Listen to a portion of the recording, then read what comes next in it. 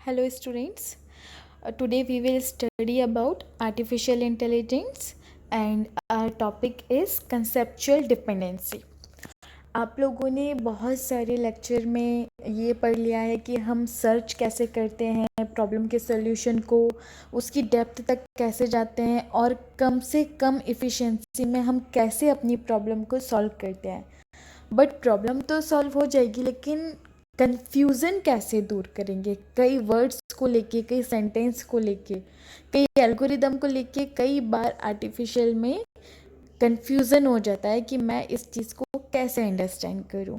तो उन चीज़ों को दूर करने के लिए एक जो टूल होता है उसको बोलते हैं कंसेप्चुअल डिपेंडेंसी.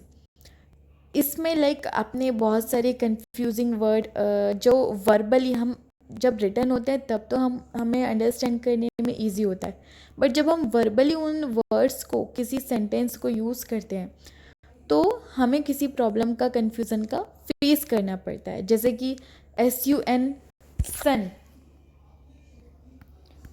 और SON सन, जो ये कंसेप्ट होता है कि मैं दोनों को ही सन प्रोनाउंसिएशन मेरा दोनों वर्ड के लिए सन होगा, बट स्पेलिंग डिफरेंट होगी. जब मैं वर्बली सन यूज़ करूँगी तो ऑटोमेटिकली आर्टिफिशियल इंटेलिजेंस में ये कन्फ्यूज़न होगा कि कौन सा वर्ड यूज़ करने के लिए बोल रहे हैं.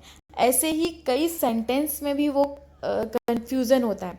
तो उसको दूर करने के लिए हम कंसेप्चुअल डिपेंडेंसी का यूज़ करते हैं.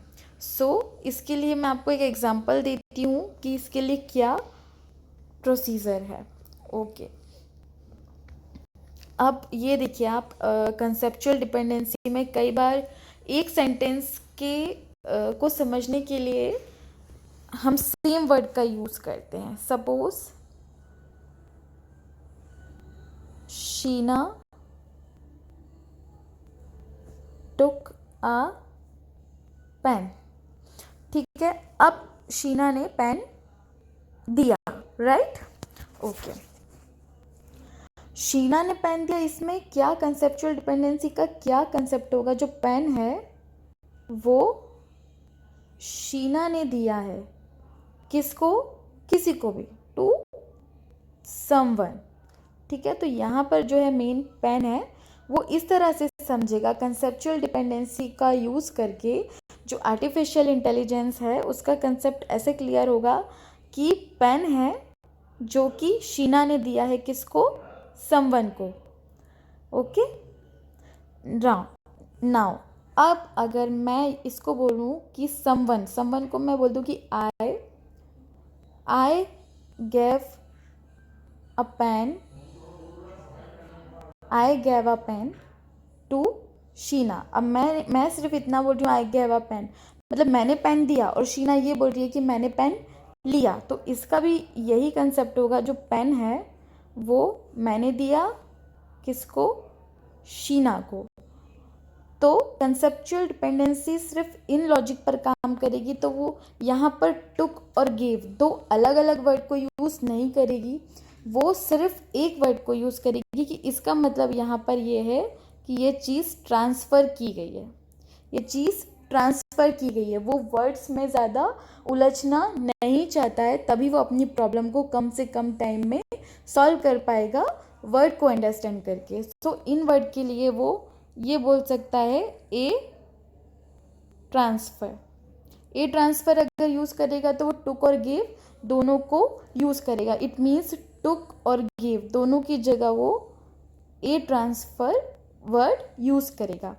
ऐसे ही कई बार दो सेंटेंस हो जाता है कि मैं यहाँ जा रही हूँ या मैं वहाँ आ रही हूँ.